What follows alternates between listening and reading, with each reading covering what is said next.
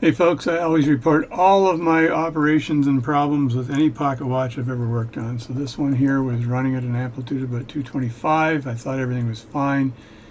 It was stopping occasionally and I was like, what is going on here? I looked at it and guess what? The escapement wheel, jewel, lower jewel, is what I replaced.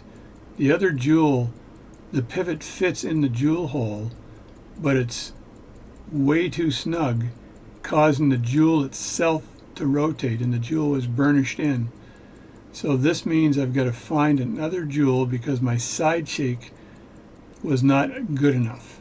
So I didn't have a good enough side shake, even though I did all the pin gauge measurements, everything was fine. I didn't have a good enough side shake. So I've got to take this watch apart, or at least part of it apart, and find another jewel that will fit.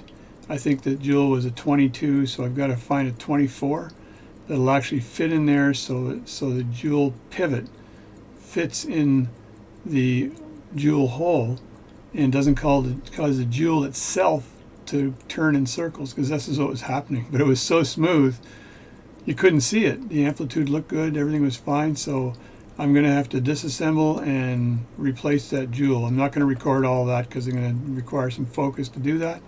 But I call that Watchmaking 101. It's going to happen, and the reason I found it is that the watch was not running as fast as I thought it should, or the amplitude wasn't as high as I thought it could be, and I just thought something's off. So what is it?